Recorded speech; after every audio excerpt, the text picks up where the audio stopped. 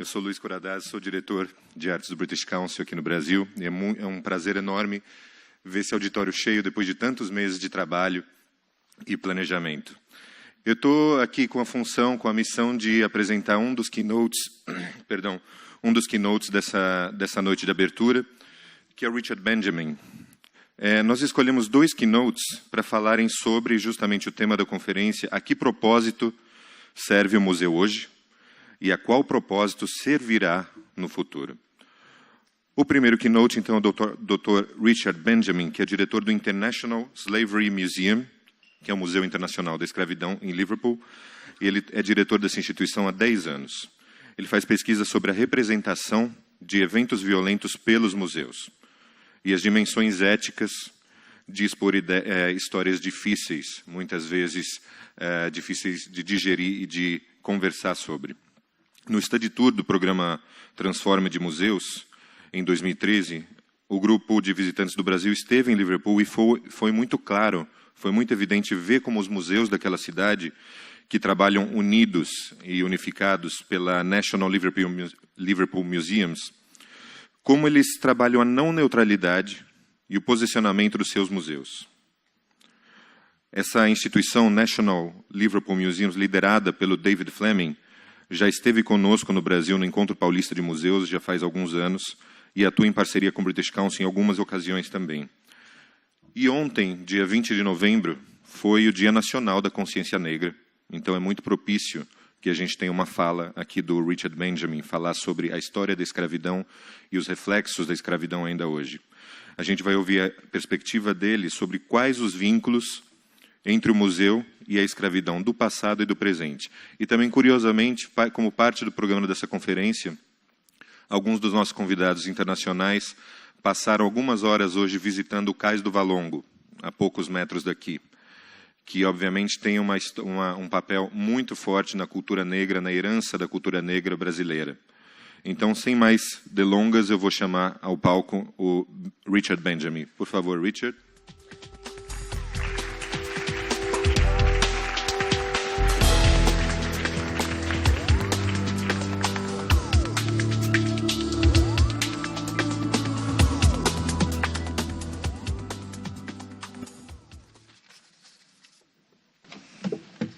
Good evening, ladies and gentlemen.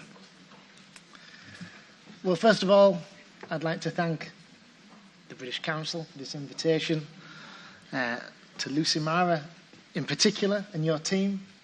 I'm not the easiest person to get anywhere these days, dietary requirements, etc., etc., so your team have done a great job in getting me here, so thank you for that. If any of you are looking at me thinking, he looks slightly tired, does this individual? That's because I was part of the tour of the area outside this afternoon in 27 degrees centigrade with a shirt. So bear with me. So let me first clarify the reasoning behind the slightly effervescent title of my presentation. Now, Edmund Barry Gaither, who was the director and curator of the Museum of the National Center for African American Artists in Massachusetts, once stated that African American audiences are much more likely to first visit an African American museum. Indeed, the 1970s saw the first of many black museums springing up in larger urban areas, such as Chicago, Los Angeles, Philadelphia, and Washington.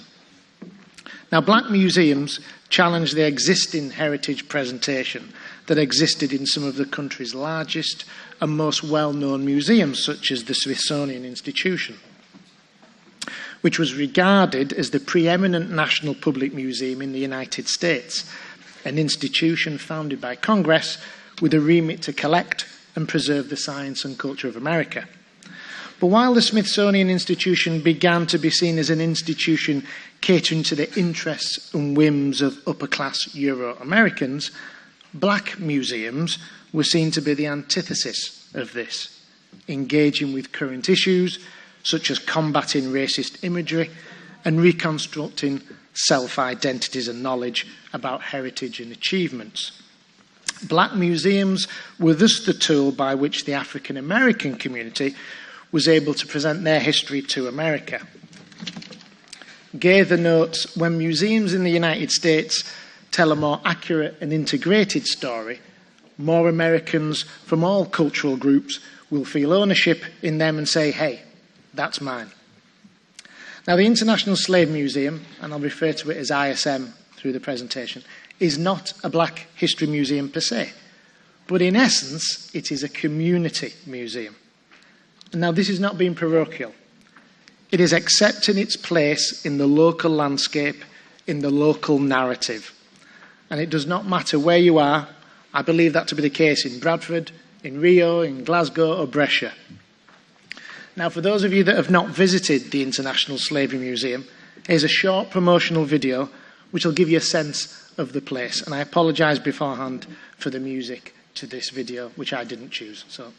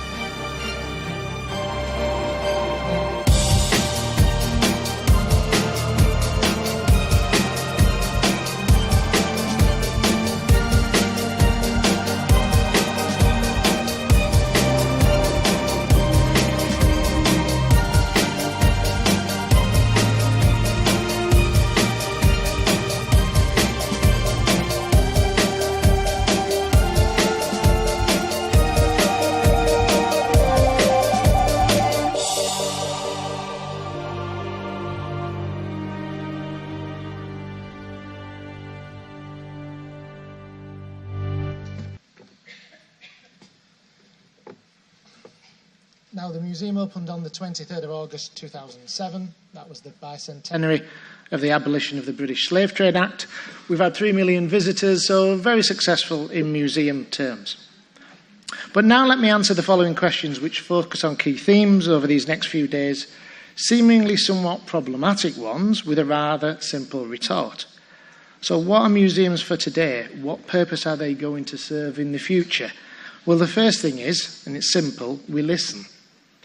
Now, I'm confident that in times of political and social change, museums have the power to be beacons of change, to be part of movements towards change, or, when needed, to fight against change. In light of what some of us see as a cataclysmic lurch towards nationalism, extreme, or in the words of Obama, crude, and conservatism, museums must now more than ever before listen to what people want. If you don't, you could get trumped.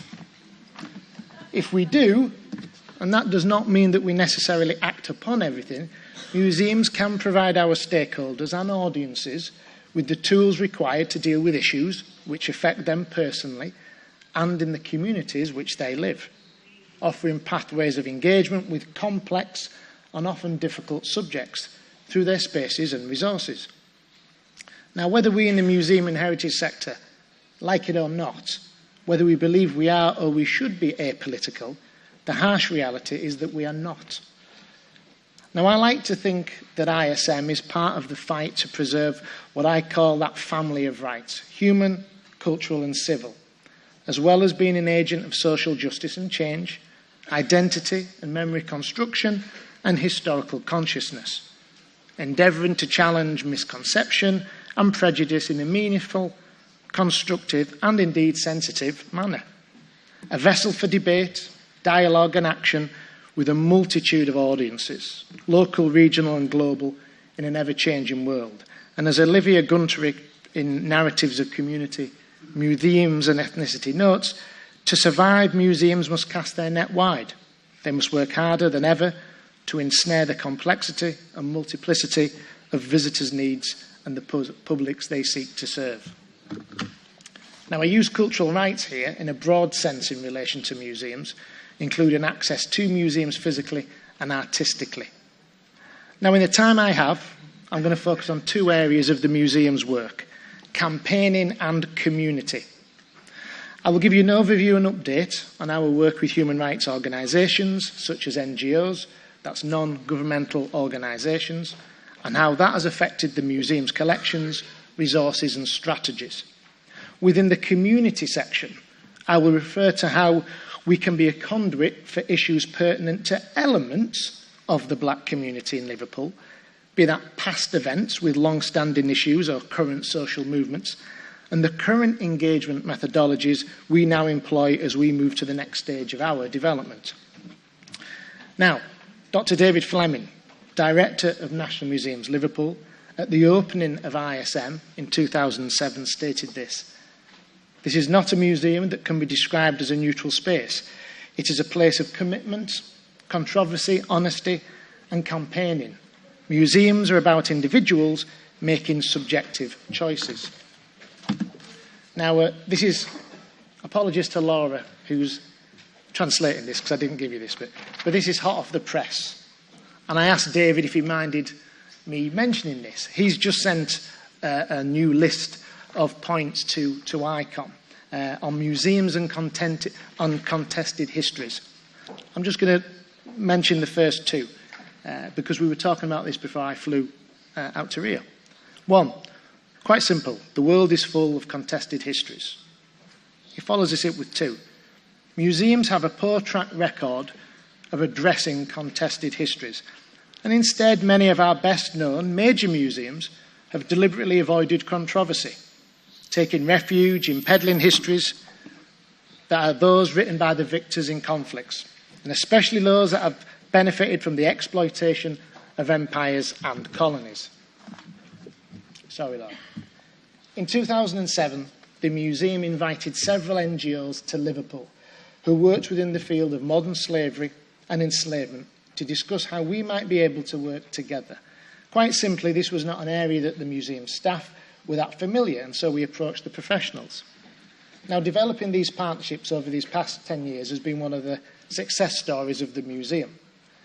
The ISM team has not only now created one of the first modern slavery collections in the UK, but possibly globally. After long and open discussions with our partners, such as Anti-Slavery International, we developed a contemporary collecting strategy alongside more established collections, for instance, the Transatlantic Slavery Collection. One that would collect objects associated with modern slavery, bonded labour, forced labour, trafficking and child labour. Now, Anti-Slavery International, one of the oldest human rights organisations in the world, states that someone is in slavery if they are under mental and physical threat and show characteristics of any of the following: forced to work, owned or controlled by an employer, treated as a commodity, dehumanised, bought and sold as property, physically constrained with restrictions placed on his/her freedom of movement. It was felt that if this was done sensitively, in partnership with law enforcement, NGOs, and indeed, whenever possible, the families of individuals themselves, then we should consider collecting such objects.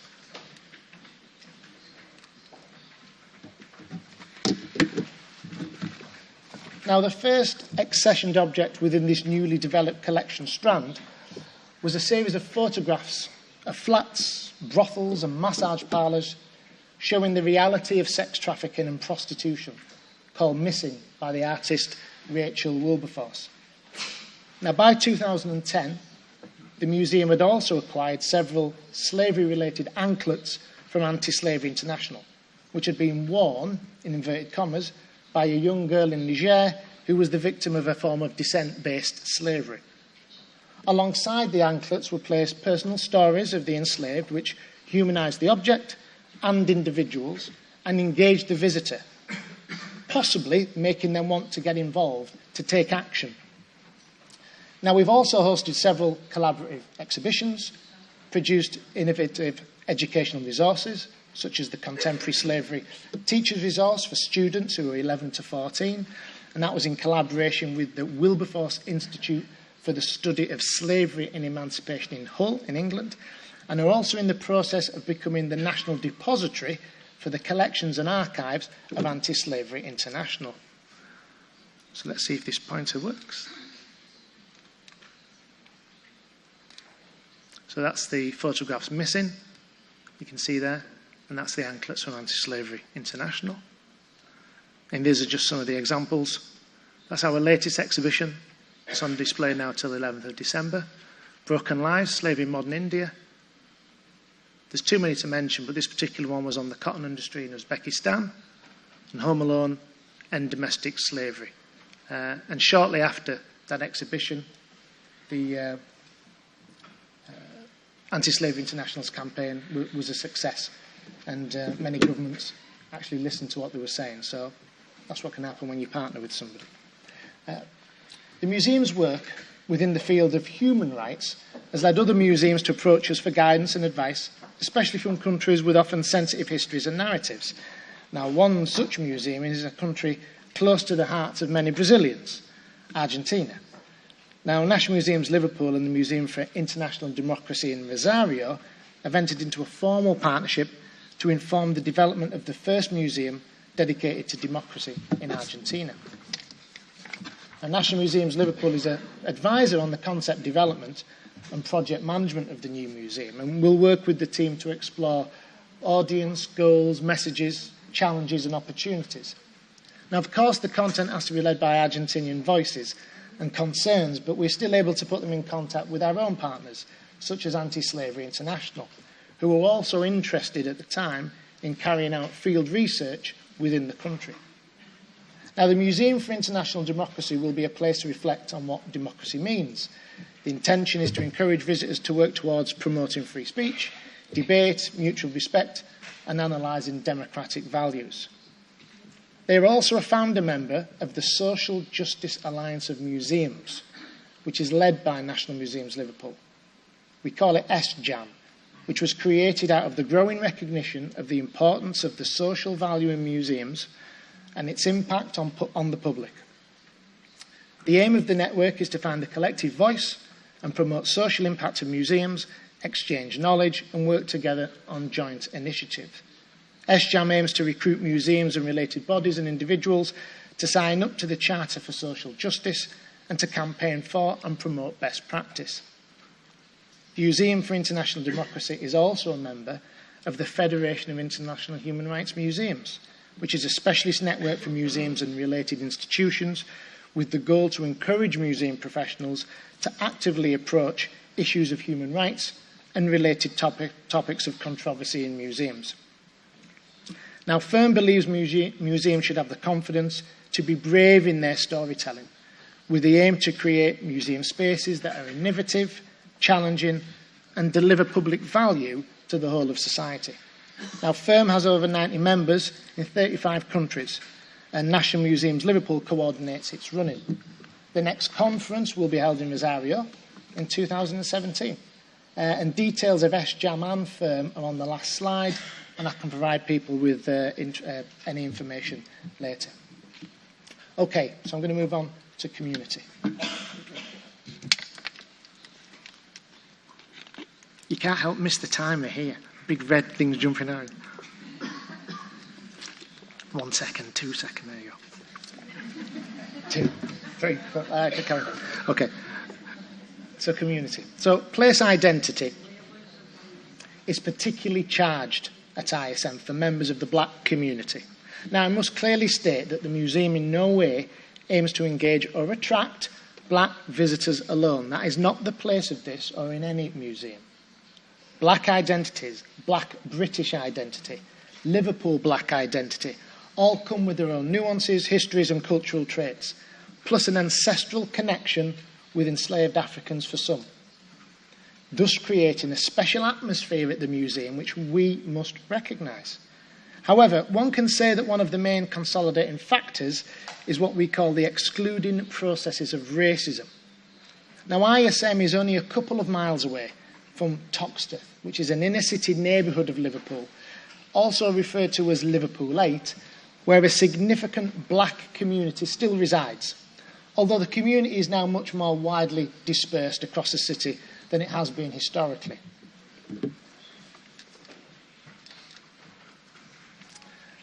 The Toxteth 1981 community photographic exhibition of the civil disturbances referred to as the Toxteth riots or uprising, which was on display outside the Anthony Walker Education Centre within the museum, can be seen as a tangible manifestation of these experiences and factors.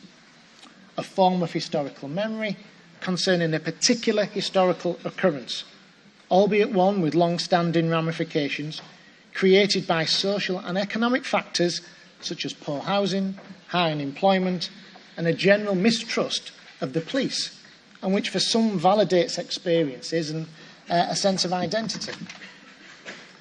For others, such an exhibition enhances their historical consciousness, which varies depending on who they know and the place they occupied during the disturbances, such as community activist, rioter or policeman.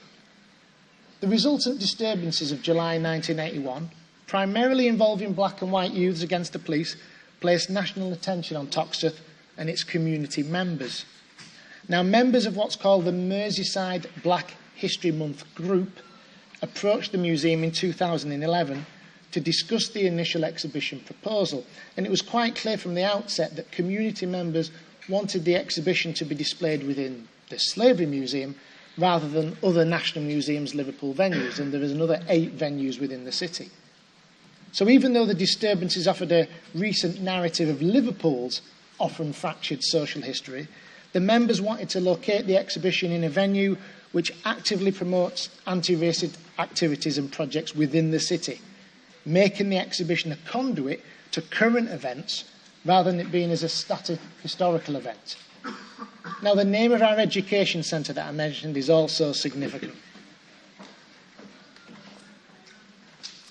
The black teenager, Anthony Walker, was murdered with an ice pick in an unprovoked attack in Greater Liverpool in 2005. His sister has since referred to the museum's Anthony Walker Education Centre as my brother's room. And here we see a very thought-provoking shift of ownership and an example of place identity, a common ground within the museum space. That's just some of the, obviously, the media reporting about that. The Anthony Walker Festival is an annual event. I'm a member of the Anthony Walker trustees, so every month I meet members of the family. It's a very active organisation. It's a very hopeful organisation. One of the most marvellous things, and something I'm not strong enough, but his mother, G. Walker, she believes in hope. She doesn't believe in hate. So she always told those of us that joined as trustees, this isn't about getting revenge, it's about doing something positive. And that's real strength, when you see that from a mother whose son was killed for the colour of his skin. And this is what G herself wrote. I know you may not be able to see it. Do not let my son's death be in vain. And she wrote that on the first day that the museum opened.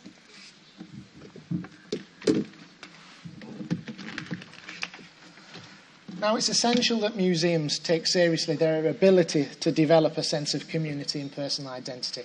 If they do, they will be central to a contemporary understanding of the complex, nuanced, and often troubled national identity.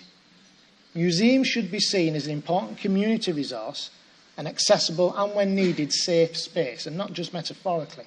For example, the Slavery Museum is now what we call a third-party reporting centre for victims of hate crime in Liverpool, as well as being a member of the Liverpool Hate Crime Forum.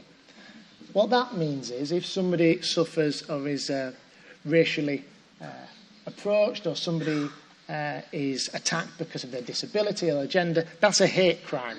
And if that happens in the city of Liverpool, like the museum we are today here, if it happened within close proximity to the museum, you can go into the museum, you can be with trained staff, and then you would be able to report it to the police. As far as I know, we're the first museum that actually did that. So can museums play a central role in a national dialogue? Well, in the case of the Slavery Museum, reparations to the descendants of enslaved Africans due to Britain's role in the transatlantic slave trade and the enslavement of millions of Africans has often reared its head. Particularly since then Prime Minister Blair, in 2006, stopped short of a national apology, expressing deep sorrow for Britain's role in the slave trade, which had been profoundly shameful. Now, this discussion is often focused on financial redress for the descendants of enslaved Africans, but this in itself formed a quagmire of impracticality. Who, why, when? Although this debate is now more nuanced, including calls for social justice, and it's an affirmation that victims are right holders entitled to redress, it is still very much one steeped in emotion and anger. So is there any chance that we could now see the development of a coherent plan which involved the British and other governments participating in some sort of redress, financial or otherwise, to members of the African diaspora? Now, even though we can look towards the United States for guidance on the issue of redress, it does not actually relate to the African American community, as one first might expect, but rather the Japanese American community, or Nikkei grassroots movement. Now, it was chiefly led by younger Japanese Americans who sought justice on behalf of their parents and grandparents who were interned during World War II. The 1988 Civil Liberties Act followed, often referred to as the Redress Act, which not only provided surviving internees with monetary reparations of $20,000, but a formal apology from then President Ronald Reagan. So this is a marker internationally, showing what can be done when there is political will alongside community-generated activism. Now, the process was deeply significant to surviving internees, transforming what might have been a source of festering resentment into a victory for national recognition of the past, however distasteful that might be.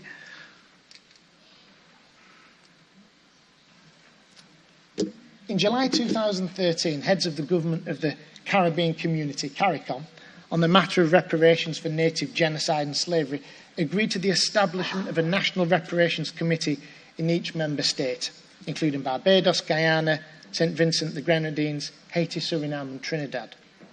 Prime Minister Spencer Baldwin of Antigua and Barbuda said the call for reparations was an integral element of the community's development strategy, and that the legacy of slavery and colonialism in the Caribbean had severely impaired the region's economic, cultural, social and political development. These nations that have been the major producers of wealth for the European slave-owning economies during the enslavement and colonial periods entered independence with dependencies straddling their lives. Now, I'm also a member, personally, of the UNESCO Slave Routes project. And in Cape Verde 2015, we endorsed calls by governments and civil society groups to make reparations a core component of the UNESCO International Decade for People of African Descent, and noted, quote, that the wounds inflicted by enslavement and the slave trades have not yet been fully recognised or repaired. We therefore call upon governments and institutions responsible for historical patterns of enslavement to take immediate and comprehensive measures to repair these crimes, which are often reflected in global patterns of poverty, inequality and racism. This comprehensive action should include, at a minimum, the following measures. 1. Ethical reparations. Adopting additional legal measures that formally recognise enslavement and the slave trade as crimes against humanity at a national level. 2. Historical reparations. Investing resources and expertise into systematically documenting and publicising the local and international dimensions and various effects of these crimes against humanity.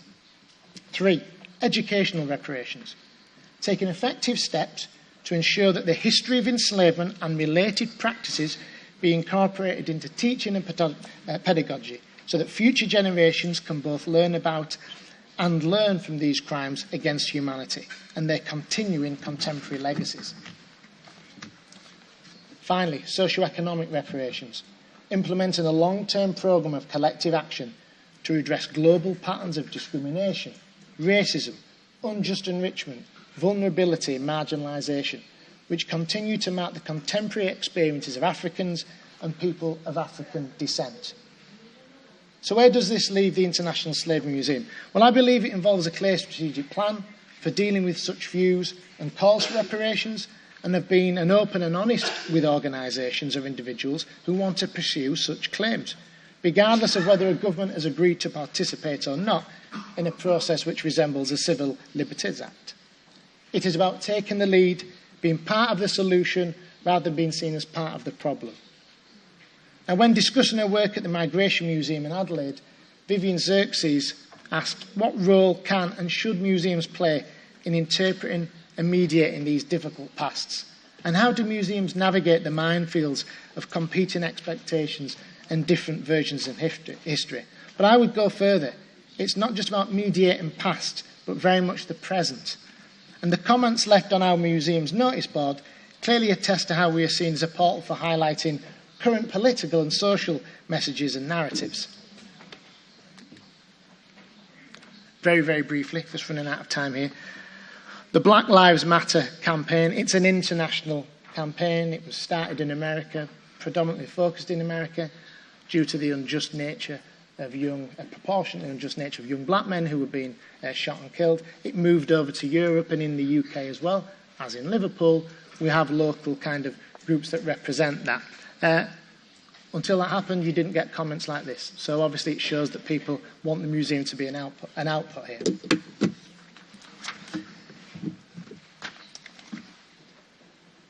1 minute left. So National Museums Liverpool and other national and non-national museums are continually approached by individuals, community organisations and groups, NGOs and partners with requests to help them understand, conserve, archive, present, digitise and in some cases loan and acquire their collections so that they are better looked after, interpreted, displayed and saved for future generations. Now unfortunately National Museums Liverpool does not often have the resources to fully respond to these approaches. As such, we're embarking on a new project called Sankofa Connections and Collections, named after a West African Dandinkra symbol, which means return and get it, symbolising the importance of learning from the past.